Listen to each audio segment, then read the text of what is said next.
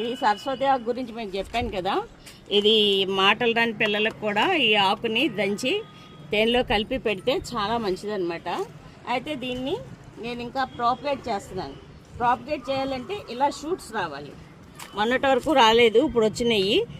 దీన్ని ఇంకా నేను ఇంకో 2 గోళీల్లో పెంచుదామని ఆలోచిస్తున్నాను. ఎందుకంటే ఇది పప్పు కూరల్లోనే ఆకుకూరల్లోనే అన్నిటిలోనే వేసుకోవచ్చు అనమాట. ఇదిగో నేను ఇది పెంచి దీన్ని ఏం చేయాలంటే ఈ షూట్స్ దగ్గర ఇలా కప్పాలి, ఇలా కప్పాలంతే. ఈ షూట్స్ని ఇలా కప్పితే అలాగే ఇది పెరుక్కుంటూ వెళ్తుంది. ఇగో ఇక్కడ ఒకటి ఉంది, ఆ బుడిపేల దగ్గర వాటిని ఇలా కప్పితే మనకి ఇలాగా మనకి ప్రాపగేట్ అవుతూ ఉంటుంది అనమాట. ఇంకా అలా పెరుక్కుంటూ వెళ్ళిపోతుంది అనమాట. కాకపోతే దీన్ని కూడా కొంతకాలం మనం సెమీ షేడ్లోనే పెంచడం మంచిదన్నమాట.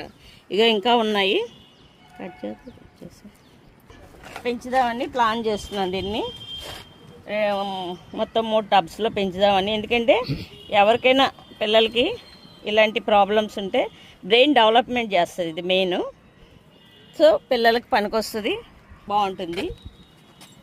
ఇట్లా షూట్స్ దగ్గర చూసుకొని కప్పెడతా ఉండాలి. చాలా ఈజీగా వస్తుంది, కానీ రేర్గా దొరుకుతుంది చాలామందికి. ఇది దొరికిన ఐడెంటిఫై నేనంటే మా యూనివర్సిటీ నుండి తీసుకొచ్చాను, హార్టికల్చర్ డిపార్ట్మెంట్ నుండి. ఆ చిన్న మొక్క తీసుకొస్తే ఇంత అయింది.